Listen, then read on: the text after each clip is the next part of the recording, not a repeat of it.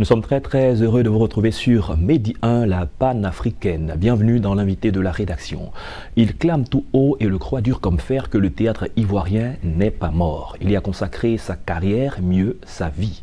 Comme il aime à le dire, la présentation de pièces de théâtre a besoin de certaines commodités, de certaines dispositions techniques et de salles spécialisées. On l'appelle le roi des planches, auteur de plus de 25 pièces de théâtre. Cette année, c'est la célébration de ses 40 ans de carrière dans le théâtre.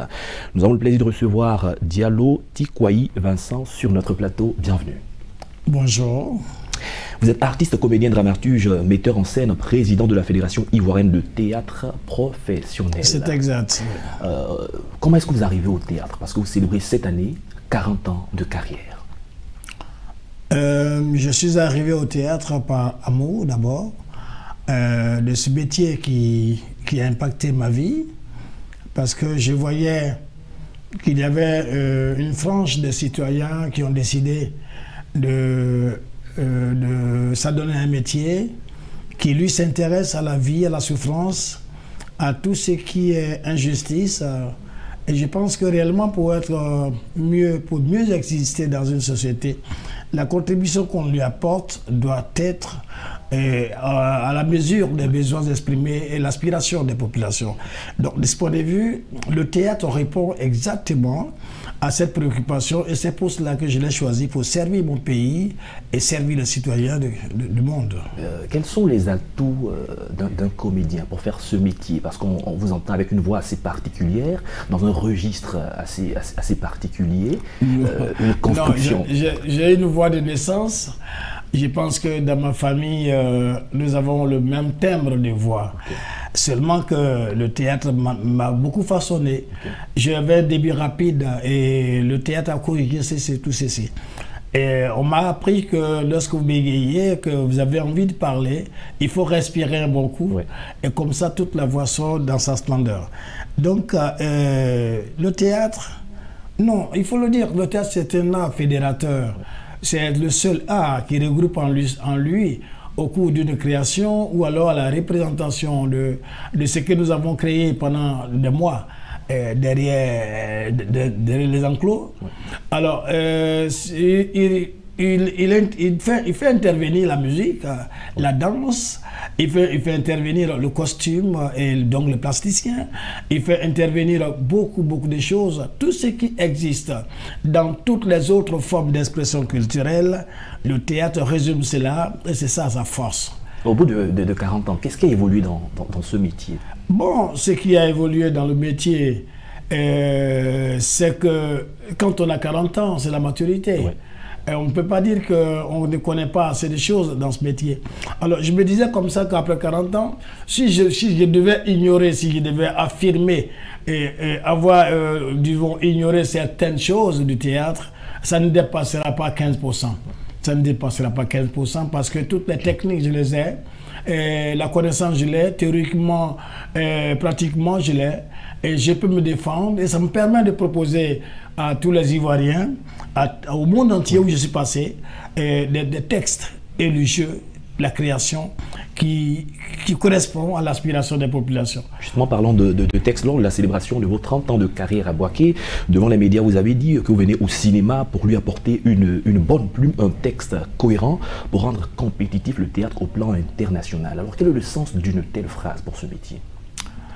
Ces jours-là, on m'avait demandé si je devais un jour venir au cinéma. Ouais. J'ai dit que le cinéma ivoirien souffre des textes. Et ceux qui me regardent, ils peuvent penser ce qu'ils pensent, mais je suis convaincu que les textes ne sont pas écrits et tout est dit sur le tournage. On dit, bon, voici l'idée, allez-y. Ça veut dire que souvent, quand on voit les films, il y a un niveau de langage variant. Ouais. Dans le mauvais sens souvent. Alors, la même personne peut te dire tu, peut te dire vous. Ouais.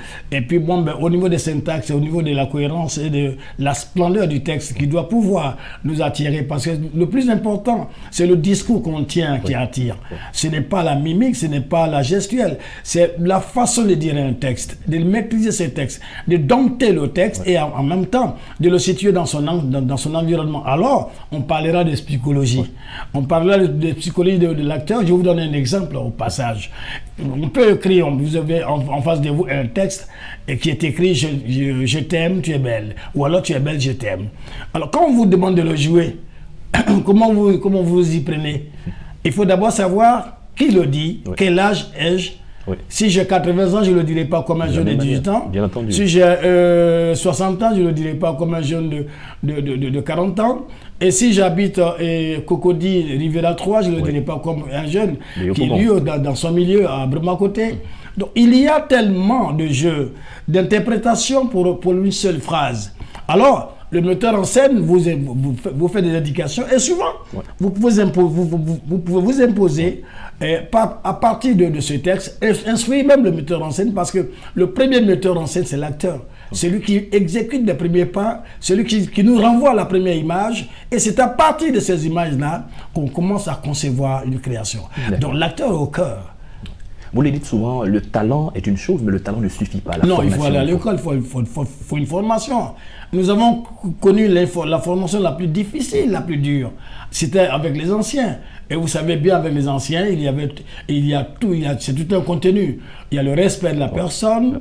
Il y a ce même mot, si vous voulez, si on n'est pas en train de prier, ou alors comme on le dit, il y a un mot bien placé, ça viendra. On vénère la personne qui est en face de soi avant d'obtenir 10% de son savoir. Donc, on mettra du temps avec lui, on le suivra dans son sommeil, on le suivra souvent dans ses plantations, on le suivra aussi pendant les répétitions, on le suivra dans son enseignement global. Et il vous apprend ce que c'est que l'être. Il vous apprend ce que c'est que diriger une entreprise. Il vous apprend la responsabilité que vous aurez quand vous serez en face d'une situation de représentation où il y a dans la salle des regardants et vous qui êtes regardés sur la scène. Donc à partir de ce moment-là, toute la précaution qu'on prend pour venir livrer un spectacle, c'est des précautions de préparation, c'est des précautions scientifiques. Il ne faut pas se tromper parce que il y a derrière, il y a un régisseur qui vous attend pour vous envoyer tout le bruitage, toute la lumière qu'il faut. Si vous êtes en désaccord avec lui, le spectacle est fichu. Donc c'est une concentration énorme qu'il faut avoir. Il faut être serein, il faut être soi-même pour pouvoir interpréter une pièce de théâtre. C'est pour cela que souvent quand nous voyons des gens dire que c'est ceux qui ne valent rien dans la société qui vont au théâtre, moi je rigole. Mais celui qui va faire de la menuiserie, il n'est pas mieux que celui qui fait une séance théâtrale. Le 28 avril, il y a une représentation qui est prévue. Oui, nous avons prévu le 28 avril de célébrer ma modeste carrière. Mais c'est une reconnaissance envers ceux qui m'ont encouragé, qui m'ont donné raison de croire à ce métier.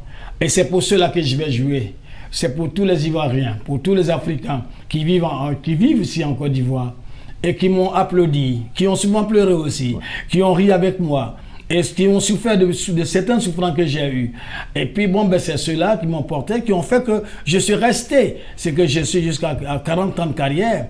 Donc vous voyez, ajouté à mon vrai âge, on va de la soixantaine, on dépasse la soixantaine.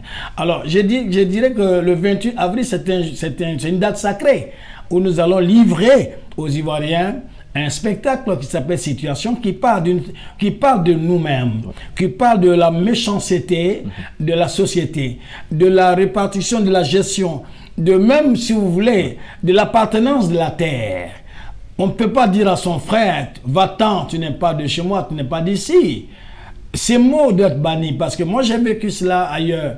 Alors quand je viens en Côte d'Ivoire et que je vois des Ivoiriens dire à autrui, va chez toi, je me retrouve aux États-Unis, je me retrouve au Japon où j'ai été, je me retrouve en France, je me retrouve un peu partout et je me dis, moi aussi j'ai vécu cela. Et j'ai du mal à savoir que ceux qui n'ont pas voyagé, qui ne savent pas ce que c'est que d'être chez l'autre, dire à celui qui est chez eux de partir chez eux. Alors à partir de ce moment-là, j'ai écrit une pièce qui est inspirée de la vision, parce que d'abord il y a un homme qui m'a inspiré, c'est le chef de l'État. Quand il a dit vivons ensemble, au départ je ne comprenais pas bien, mais après j'ai compris que des générations durant, nous avons vécu ensemble avec des communautés qui ont choisi notre village comme le leur. Chez moi à Quibli, je n'ai jamais vu un Dioula et transpirer son corps dans son village.